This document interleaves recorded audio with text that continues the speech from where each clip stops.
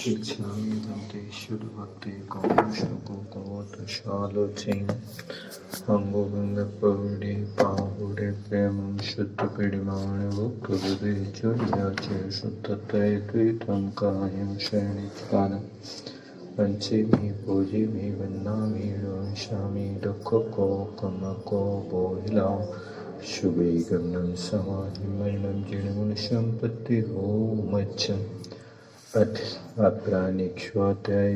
पौर्वाणिक विनयं श्री आचार्य भक्तिकायो शरणम्।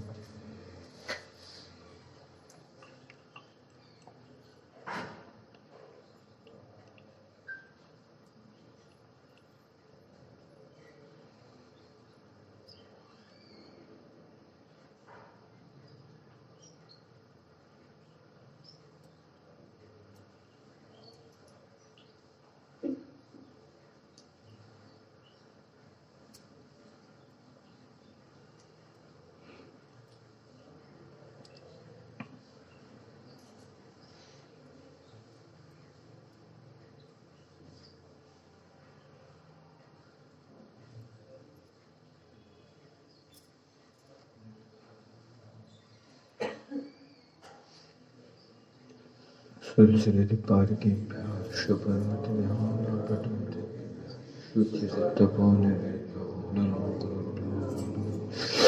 सत्येषु गुणसमग्रे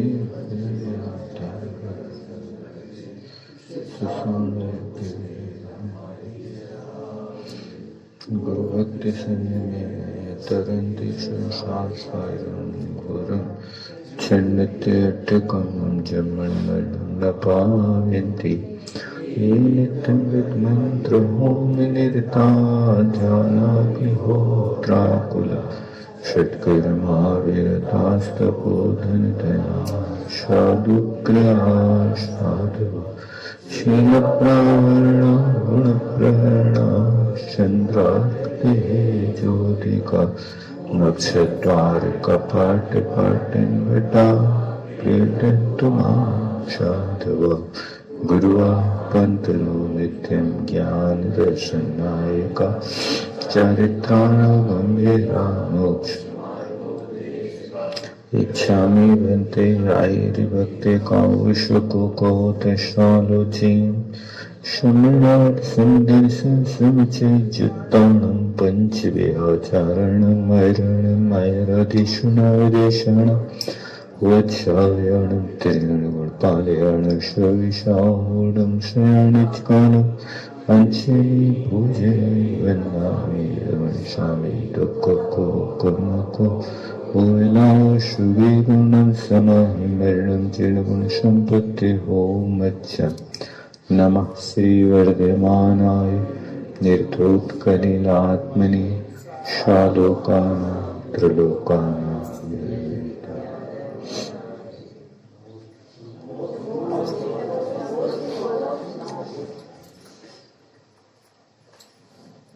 श्रीपाल ने राजा प्रजापाल के यहाँ से चंपानगरी की ओर चलने का विचार किया, विहार किया। अनेक नदी पर्वतों के बीच से होते हुए चंपानगरी पहुंचते हैं और चंपानगरी के बाहर अपना डेरा डाल देता है। वहां पर भद्र नामक दूत से कहता है, आप अपनी कुशलता से चाचा वीर धवन से जाकर के संदेश को। दूत का काम करने वाला जो व्यक्ति होता है बहुत पटु होता है, ध्रुव क्षेत्र काल की स्थिति को जानने वाला होता है। उस श्रीपाल ने दूत को समझाया, ऐसा करना जिससे धर्म की वृद्धि हो, धर्म का ह्रास हो ऐसा काम कुछ मत करना चाचा के साथ। बहुत लंबा काल हो गया। ये नियम है। पैसा, स्त्री, पुस्तक यदि किसी के हाथ में चिरकाल तक ठहर जाए तो फिर सुरक्षित वापिस नहीं मिलती है। आपने पैसा दे दिया, बहुकाल तक उसका कोई जिक्र नहीं छेड़ा, उस पैसे को पाना बहुत मुश्किल पड़ेगा। इसी तरह लोक व्यवहार के साथ कहते हैं, श्रीपाल दूध से कहता है ऐसा काम मत करना, जाके किए लाज आए, जग में अजश होए, घनों से बैर होए, पाप हो की बढ़ती, काय को क्लेश होए, अपनों से बैर होए, नीचों से प्रेम होए, धर्म प्रीति घटती है। ऐसे कार्यों से धर्म की प्रीति घट जाती है और ऐसे कार्यों से पाप की बढ़ती होती है। तो ऐसा काम व्यक्ति को कभी नहीं करना चाहिए कि जिस काम को करने में लाज आवे। ऐसा काम करना चाहिए कि जिस कार्य को निशंक होकर के धर्म के परिप्रेक्ष्य में हम सबके सामने कर सके। प्रत्येक व्यक्ति को इसका ध्यान रखना चाहिए। और ऐसा कोई काम मत करो कि जिसके माध्यम से अपयश हो जाए। आप कोई प्रभावना नहीं कर सकते, आप अपने कुल का यश नहीं बढ़ा सकते, तो अपयश ना हो ये भी यश का एक कारण है। यदि आप कुल की मर्यादा को छोड़ करके कार्य करता है तो फिर अपयश होना अवश्य है। और ये अयश जो होता है बिना विज्ञापन के दुनिया में दावानल की आग की तरह फैल जाता है। कोई काम करके देखो छोटा सा, विरुद्ध हो, उसको आप करेंगे दुनिया के कान में पहुंच जाएगा। यद्यपि शुद्धम लोक विरुद्धम ना करणीयम ना चरणीयम, आपकी दृष्टि में शुद्ध है लेकिन लोक के विरुद्ध है। जो लोक के विरुद्ध है उस काम को कभी मत करो, उस आचरण को मत करो। आप यदि लोक विरुद्ध कार्य करता है,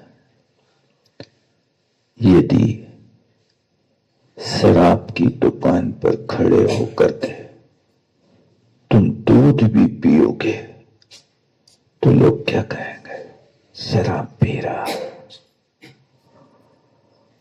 और दूध की डेयरी पर खड़े होकर के शराब भी पियोगे तो लोग क्या कहेंगे, दूध पी रहा है। ये लोक विरुद्ध कहलाता है। आप लोगों को कहो कि नहीं, हम तो वहां पर मदिरालय में खड़े होकर के दूध पी रहे थे, कोई व्यक्ति विश्वास करेगा आपका? मदिरालय में और दूध के बाद? असंभव, कोई की गले नहीं उतरेगी। और डेयरी पर खड़े होकर के कोई सोच भी नहीं सकता कि डेयरी में कहीं शराब मिलेगी। ये लोक विरुद्ध कार्य करने से व्यक्ति नहीं भी कर रहा है, आप शुद्ध हैं, मंत्रालय में खड़े होकर के आप बिल्कुल दूध पी रहे हैं, लेकिन दुनिया स्वीकार नहीं करेगी। ऐसा होता है। कई लोग व्यंग शब्द निकालते हैं, न्यूज पढ़ ले रहे हैं। एक बार आचार्य श्री जेल में प्रवचन करने गए कलकत्ता में। तो कलकत्ता तो वैसे ही दिगंबर साधुओं की विरोधी नगरी थी, और जेल में प्रवचन करने का अवसर आ गया। तो पेपर में हेडिंग छपी, आचार्य विद्यासागर जेल में।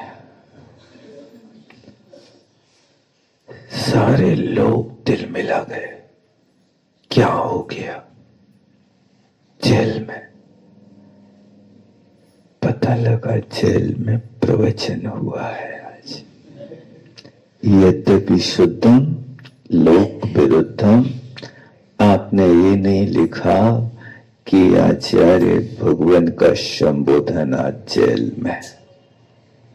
जेल में व्यक्ति जाता है तो संबोधन करने वाले दुर्लभ और हथकड़ी वाले बहुत सुलभ होते हैं। तो उन्होंने कहा, घनेन से बैर होए, अधिक लोगों से बैर होवे, तुम वहां जाके ऐसा काम मत करना वीर दमन के पास जाकर के। ये 3 काम करने से पाप की वृद्धि होती है। कौन से 3 काम हो गए? जिस काम के करने में लाज आवे, दूसरा जिस कार्य से व्यक्ति का अपयश होवे, और तीसरा अपनों से बैर होवे। ऐसे 3 काम व्यक्ति को कभी भी भूल करके नहीं करना चाहिए। इनसे हमेशा बचना चाहिए। हर व्यक्ति यश चाहता है, लेकिन यश के योग्य कोई कार्य करके दिखा रहे कि नहीं दिखा रहे हो? यश कैसे होता है? आप यदि सबके सामने बीच में बैठ करके यदि कोई कुछ करके दिखाओ, तब तो लोग तुम्हारा नाम लेंगे, अन्यथा कौन लेने वाला है? ये 3 चीजों से पाप की वृद्धि होती है। तो फिर आगे कहते हैं, काय को क्लेश हुए और अपनों से बैर हुए। शरीर कष्ट में जाए और उसके साथ में अपने ही घर के लोग बैरी बन जाए। ऐसा कोई कार्य करो सोच समझ के करो, अपने परिवार के लोग तुम्हारे दुश्मन ना बन जाए। जैसे दुर्योधन ने दुश्मन पैदा किए अपने घर में, उसके परिवार के लोग भी उसकी कार्य प्रणाली से सहमत नहीं थे। गांधारी का भाई शकुनी था, लेकिन दुर्योधन को बिगड़ते हुए देख करके गांधारी ने भी शकुनी से कहा था, तुम अपने घर क्यों नहीं जा रहे, तुम यहां क्यों रुके हो? लेकिन उसने तो संकल्प किया था कि मेरी बहन अंधे के साथ ब्याही गई है, भीष्म ने मेरे साथ ऐसा अन्याय किया है, मैं तुम्हारे राज्य को चौपट करूंगा, तुम्हारे वंश को चौपट करूंगा।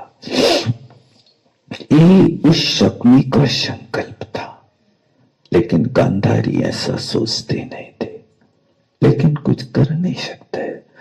तो हमेशा ध्यान रखो कि अपनों से बैर जिस काम में हो उस काम को ना करो, और फिर नीचन से संगति ना करो। जो निम्न जाति का मतलब ये है कि निम्न आचरण वाले लोग हैं। यदि ऐसे निम्न आचरण वाले व्यक्ति का आचरण करोगे तो तुम्हारे भाव भी वैसे ही हो जाएंगे। यदि कोई ग्रामीण भाषा बोलने वाले व्यक्ति के पास में रहो तो तुम्हारे शब्द भी वैसे ही निकलेंगे। कह रहे कहां जा रहे हो? एक ग्रामीण भाषा है। ये भाषा समिति से संस्कारित शब्दों से भिन्न है। ऐसे शब्दों को कभी प्रयोग नहीं करना चाहिए। इसलिए अपनों से बैर ना होवे, उस संगति उस व्यक्ति की करो कि जिस व्यक्ति के पास आपसे ज्यादा दो गुण होवे। संबंध किसका होता है? द्वैधिकादि गुणा नाम तू। ये उमा स्वामी महाराज का सूत्र है। दो अधिक गुण वाला होना चाहिए। लोक व्यवहार में भी परंपरा चलती, शादी लड़के लड़के की होती है तो बड़ा कौन होता है? लड़का होता कि लड़की होती है? लड़का 2 साल बड़ा होगा, कम से कम द्वैधिकादि गुणा नाम तू। ये संबंध तभी बैठता है, अन्यथा संबंध नहीं होता है। इस तरह से श्रीपाल ने दूत को बहुत अच्छे से समझाया। तुम वीर दमन के पास जाना, लेकिन इतनी बातें ध्यान रखना कि हमारा अपयश ना हो जाए। हमारे परिवार में प्रेम बढ़े, द्वेष ना बढ़े, इसका ध्यान रखना।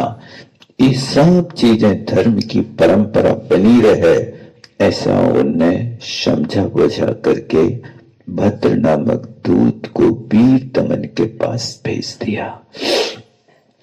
संदेश लेकर के दूत जाता है और वहां जाकर के विनम्रता के साथ, क्योंकि एक नीति है कि अपने स्वामी के परिवार से भी विनम्रता का व्यवहार करना।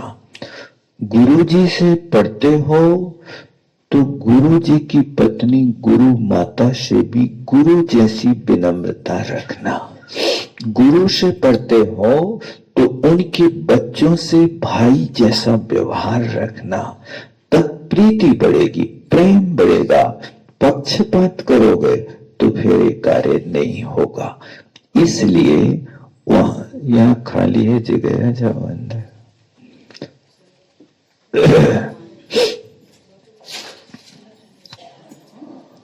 थोड़ा थोड़ा खिसक जाओ, थोड़ी देर की तो बात है।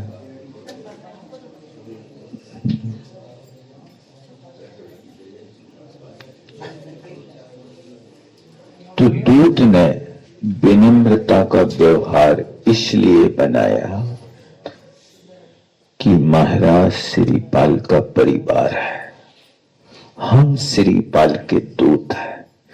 इसलिए यदि काम विनम्रता से होगा तो श्रीपाल महाराज हमारे ऊपर बहुत प्रसन्न होंगे, क्योंकि ये नीति है नमन्ति फल तो फल नो वृक्षा, नमन्ति कुल जानरा। शुष्क काष्ठाश्च मूर्खाश्च ना नमन्ति कदाचना। जो फलवान वृक्ष होते हैं वे झुकते हैं, विनम्र होते हैं। इसी तरह जो कुलवान व्यक्ति होता है वो हमेशा विनम्र रहता है। ये हमेशा ध्यान रखना चाहिए। आपके अंदर स्वभाव से विनम्रता है तो हर व्यक्ति आपको बहुत अच्छे ढंग से मिलकर के आपसे व्यवहार करेगा। आपकी धन संपत्ति से व्यक्ति इतना प्रभावित नहीं होता जितना प्रभावित विनम्रता से होता है। आप इतने पैसे वाले हैं इसलिए लोग याद नहीं करेंगे, लोग याद करेंगे आप कितने विनम्र हैं, कितने मिष्टभाषी हैं, कितने उदार हैं, कितने गंभीर हैं। आपके पास कोई रोटी मांगने आता है तो आप रोटी देते हैं कि गालियां देते हैं? क्या देते हैं आप बताओ? ये आपके व्यवहार के ऊपर होता है। बेचारा गरीब तुम्हारे सामने दीन बन करके हाथ फैला रहा है, तो तुम कह रहे हो इतना बड़ा जी लगाए हो, शरीर लगाए, मजदूरी नहीं कर सकते।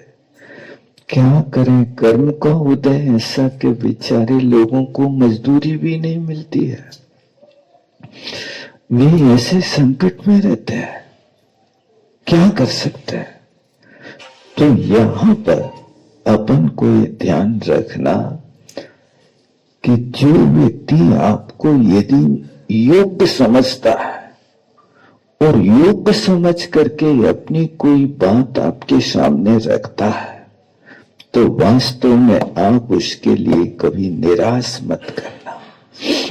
और यदि आप निराश करते हैं तो व्यक्ति फिर सीख देता है कि आज यह कटोरा हमारे हाथ में, भरोसा मत करना, कल एक कटोरा आपके हाथ में भी आ सकता है। कर्म कब पलट जाए इसका कोई ठिकाना नहीं होता है।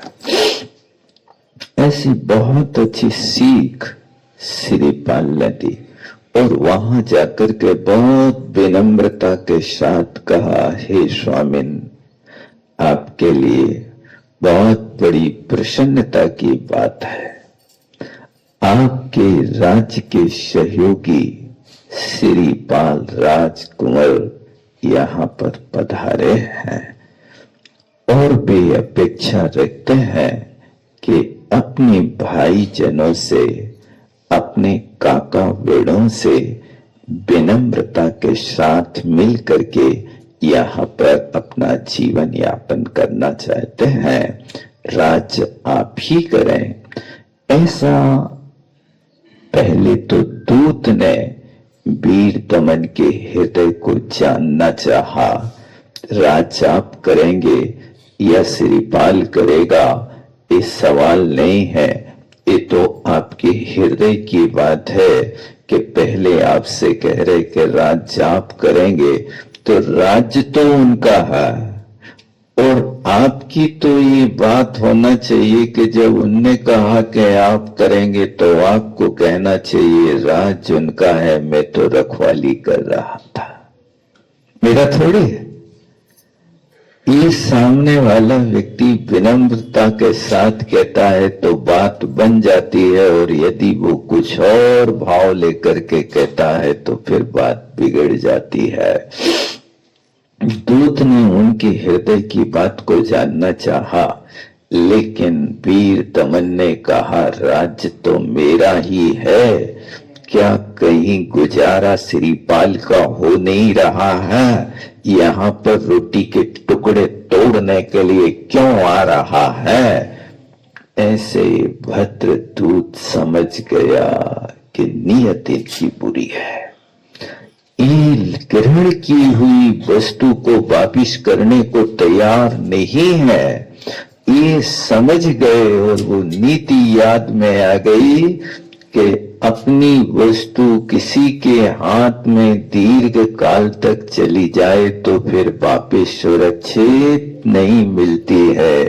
ये राज्य है, इतना बड़ा राज्य वैभव कई वर्ष हो गए भोगते, लेकिन आज भी ये वापिस करने को तैयार नहीं, एक कमरा देने को तैयार नहीं, उनको अपने पास रखने को तैयार नहीं, और इनके तेवर बदल गए हैं।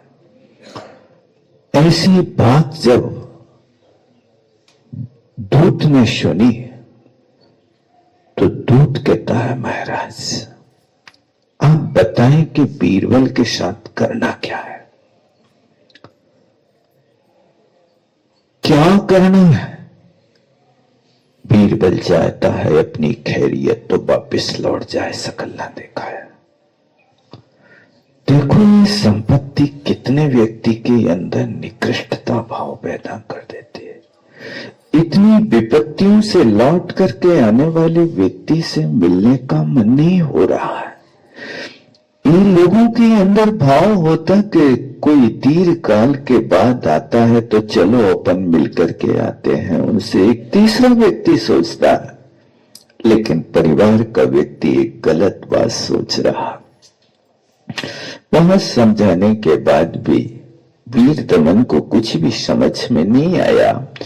तब भद्रदूत कहता है, हे महाराज, आप या तो यहां से देशांतर चले जाएं या फिर युद्ध के क्षेत्र में आ जाए, मैं घोषणा करता हूं। दूत ने अपने डंके के चोट पर इस बात को कहा, क्योंकि श्रीपाल तो राज्य लेने के लिए ही आए हैं। तो वीर दमन कहता है, जाओ तुम श्रीपाल को कहो कि तुम्हारा सामना तुम्हारा काका रणांगण में करेगा। सिंहासन तुम्हें सहज में नहीं मिल सकता। ऐसे परस्पर की दूत और राजा की कलह बहुत गहरी छिड़ गई। श्रीपाल तो खड़े ही थे वहां से अपनी वस्तु को लेने के लिए, लेकिन वीर दमन ने यहां पर घोषणा करा दी सारे राज्य में कि सारे सैनिक तैयार हो जाए, युद्ध की तैयारी हो जाए। युद्ध की तैयारी हुई और युद्ध की तैयारी होते ही वहां पर आमने सामने सेना खड़ी हुई और आमने सामने सेना खड़ी होकर के दोनों तरफ के मंत्रियों ने विचार किया, देखो ये दोनों महापुरुष हैं, सेना कटेगी, मरेगी, घात सेना का होगा, अनर्थ होगा, क्यों ना अपने अपने राजाओं को समझाकर इन्हीं को लड़ाया जाए। और दोनों पक्ष के मंत्रियों ने सलाह करके अपने अपने राजाओं के सामने प्रस्ताव रखा कि ये सैनिक युद्ध ना हो करके राज्य युद्ध हो तो बहुत अच्छा रहेगा। श्रीपाल तो तैयार थे, श्रीपाल को तो सेना की जरूरत नहीं, क्योंकि उन्होंने अपने भुजाओं से समुद्र पार कर लिया है।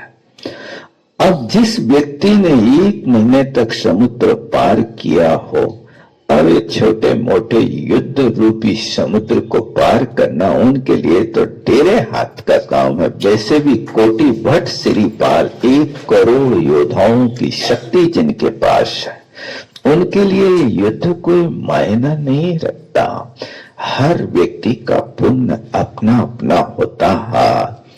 पांडु भले ही रोग से ग्रसित थे, लेकिन पांडु का बेटा तो भीम था, जिस भीम ने वहां नदी में रहने वाले ग्राह के पेट में इतने मुक्के मारे कि वो उसका पेट फाड़ के बाहर निकल के आ गया। ये होता है, इतना काम पांडु ने अपने जीवन में नहीं किया जितना भीम ने किया। इसी तरह उनके पिता ने भले ही कुछ काम किया हो या न किया हो, लेकिन श्रीपाल तो महाशक्तिशाली। युद्ध प्रारंभ हो गया दोनों की सहमति से, और यहाँ पर पहले मल्ल युद्ध हुआ और एक दूसरे के साथ में बहुत घनघोर युद्ध दोनों तरफ की सेना खड़ी देख रही है। और वीर बल्ले अपने चाचा को उग्र देख करके जब वो शांत होता हुआ नहीं दिखा, तो लातों और घूंसों के माध्यम से उसकी चटनी बांट के रख दी, हालत बिगाड़ दी और वीर दमन बुरी तरह परास्त हो गया। अंत में श्रीपाल ने वीर दमन को अपने बंधन में डाल दिया और बंधन में डाल करके उनको पहले तो खूब मुक्कों से पिटाई की, बाद में फिर अपने स्थान पर ला करके श्रीपाल अंदर से बहुत दयालु पुरुष थे, स्थान पर ला करके उचित स्थान पर रख करके उनके चरणों में माथा रखा। काका जी मुझे क्षमा कर देना, बहुत बड़ा अपराध हो गया, अब आप राज्य करिए इस स्थान पर, अब मैं जाता हूं। अब बेटा की बुद्धि ठिकाने आई। कई लोग ऐसे होते हैं कि लुटने और पिटने के बाद में फिर उनकी बुद्धि ठिकाने आती है। अब एक वीर दमन जब सब कुछ हो गया तब उनके लिए कहता, श्रीपाल के लिए, कि बेटा अब राज करने के दिन तो आपके हैं, मेरा तो बुढ़ापा आ गया है, आप मेरे अकारण बंधु हैं, मुझ सोते हुए व्यक्ति को जगा दिया, ये बहुत बड़ा उपकार किया। अब मैं इस चीज को अच्छी तरह से समझ गया कि राज समाज महा अध कारण वैर बढ़ा बना रहा, ये राज महापाप का कारण है, वैर को बढ़ाने वाला है और ये नरक का कारण है। इसलिए अब मैंने अच्छी तरह से राज को भोग भी लिया, अब मेरी कोई इच्छा नहीं, मुझे तो आत्मा के ऊपर राज करना है।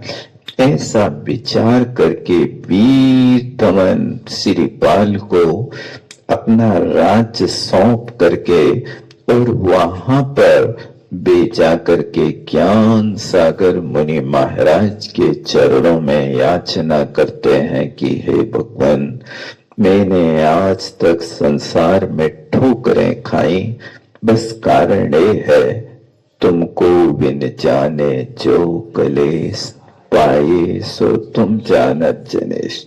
हे परमात्मा, आपको जाने बिना मैंने जो कष्ट उठाया उसको आप जानते हो, मुझे बताने की जरूरत नहीं है, बस अब इतना है कि आज मुझे वस्तु स्वरूप समझ में आया, आज तक मैं कुछ समझ नहीं पाया।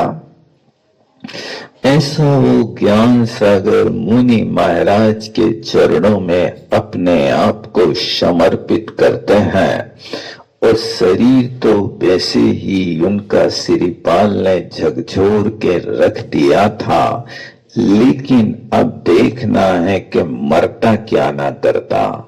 अब तो मरण निश्चित है, लेकिन मरना है तो धीरेणादपि मर्तव्य, धैर्य पूर्वक भी एक व्यक्ति मरता है और एक रोते गाते मरता है। जो धैर्य पूर्वक मरण करता है वो स्वर्ग का पात्र और मोक्ष का पात्र होता है, और जो रोते धोते मरता है वो व्यक्ति भाव बिगाड़ लेता, क्योंकि रोना धोना ये उसके लिए आर्त ध्यान की कोटि में आ गया है।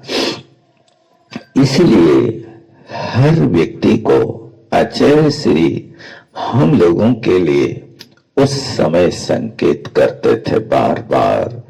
कोरोना का काल था, इंदौर में वहां हम लोग थे। अब इंदौर में एकांत स्थान में तो रुक गए और सब लोग कहते थे कि यहाँ इसका कोई प्रभाव नहीं होगा आदि आदि, लेकिन वहां भी उसका प्रभाव फैलने लगा।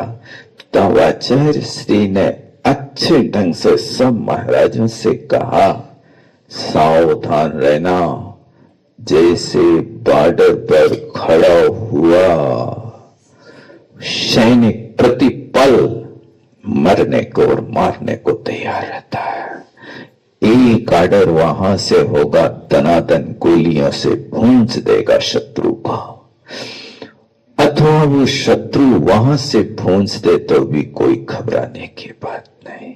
इसी तरह ये रोग रूपी शत्रु तुम्हारे सामने आकर के खड़ा हो गया। अब अपनी शल्लेखना रूपी बंदूकों के माध्यम से अपने उस रोग को रोकने की कोशिश करना और बिल्कुल सतर्क रहना है। कल की कोई आशा नहीं, जीने की हो ना इच्छा, मरने की हो ना वांछा। जीने की भी इच्छा नहीं, मरना भी नहीं चाहता। क्या करना चाहते हो? बस कर्मों का क्षय करना चाहता हूं। यही प्रार्थना है। हे परमात्मा, दुख खो, कर्म खो, ओई लाओ, शुभई गमनम, समाय मरणम, जीर्ण पद संपत्ति। कोई भक्त कहता है कि हे परमात्मा, मेरे दुखों का क्षय हो गए। तो परमात्मा कहते हैं दुखों का क्षय करना है, तो दुखों का क्षय तब होगा जब कर्मों का क्षय करना। बिना कर्मों के क्षय किए कभी दुखों का क्षय नहीं हो सकता। तो कहता भगवान कर्मों का क्षय कर दो।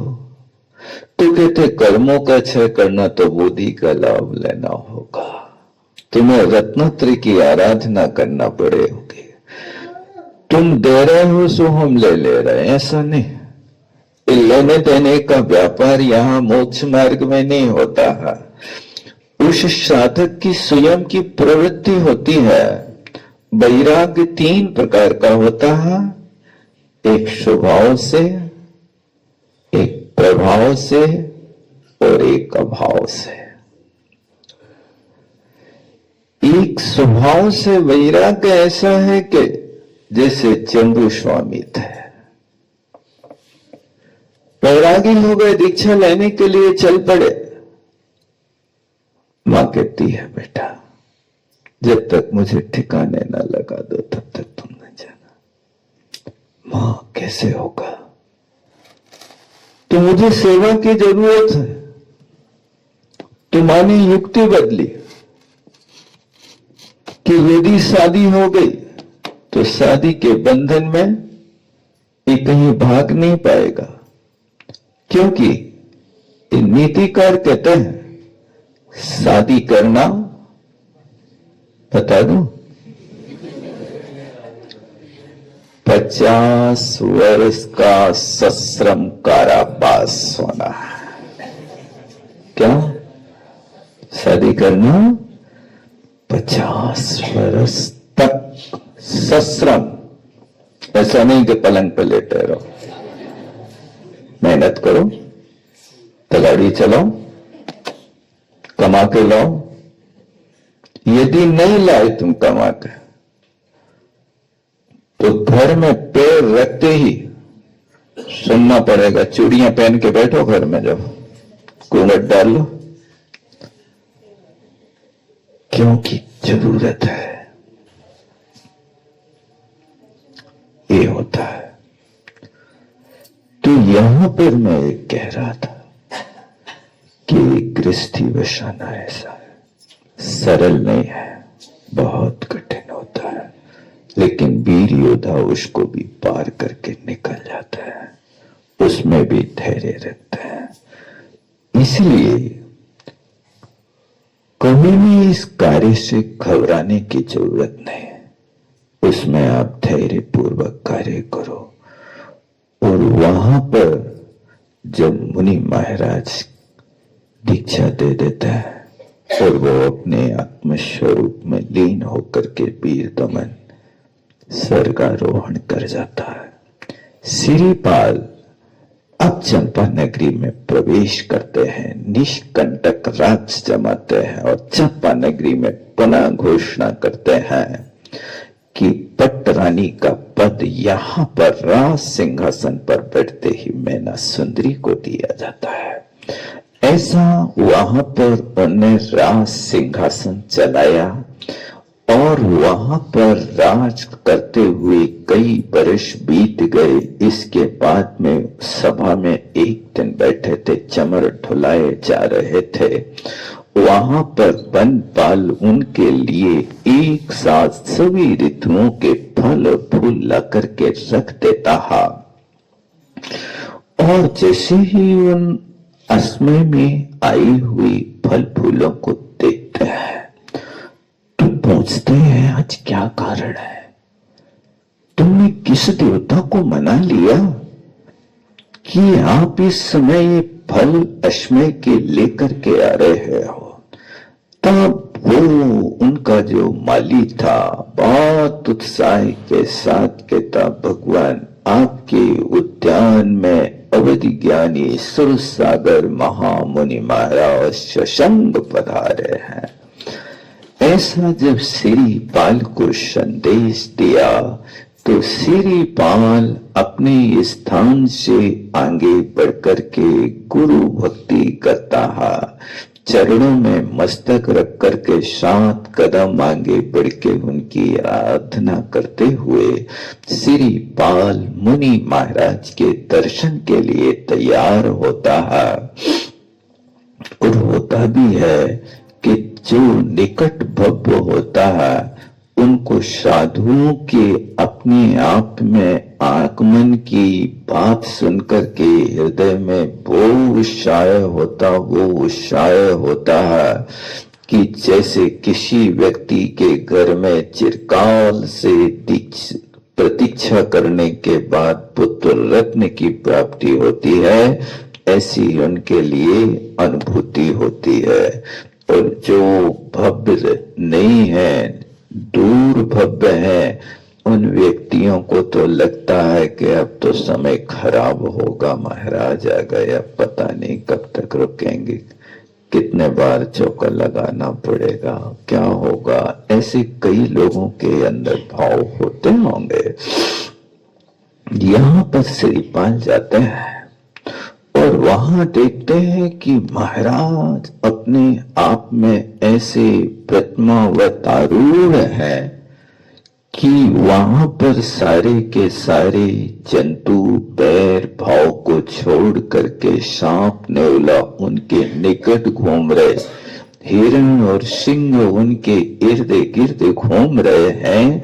ये उनकी अंतरंग की बीतरागता प्रदर्शित करती है कि जहां वास्तव में वितराग धर्म होता है वहां खूंखार जीवों को भी भय नहीं लगता। कुत्ता पड़ा है, लेटा है, वहां से कोई निकला वो धीरे से आंख खोल लेता है।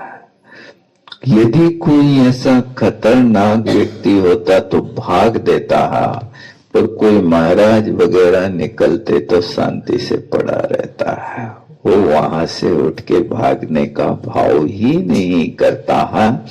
अब वहां पर जाकर के मुनि महाराज की भक्ति करता है। मुनि महाराज की भक्ति करने का भी तरीका है। जाओ उनके चरणों में बैठ करके स्तुति करो, 3 परिक्रमा करो, फिर पढ़ते ना, एक दिवस 6 मंकर मुनि, एक दिवस 6 मंकर मुनि वंदे, 3 प्रदक्षिणा दे सिर नायु कर पूजा स्तुति केने। जे देखो ये क्रम है, 3 प्रदक्षिणा दे करके स्तुति करके चरणों की ओर देखते रहे, धन्य है। ऐसी दृष्टि के माध्यम से ही भक्ति की जाती है। अब उन मुनि महाराज के पास बैठ करके अब वो अपनी अंतरंग की भावना करते कि हे परमात्मा, मेरे अंदर कई प्रश्न जागरूक है। अब वो प्रश्नों की झड़ी लगाते हैं। जितनी विपत्तियां भोग करके आए हैं, कुष्ठ रोग हुआ तो क्यों हुआ, समुद्र में पटका तो क्यों पटका गया, वीर दमन से बैर हुआ तो क्यों हुआ, जन्म होते पिताजी मर गए तो क्या, इस सारे के सारे प्रश्नों की झड़ी उनके सामने लगा करके रखते हैं। समय अपना हो रहा है, उत्तर क्या होगा वो भगवान जाने। बोलो आचार्य गुरु विद्यासागर जी महाराज।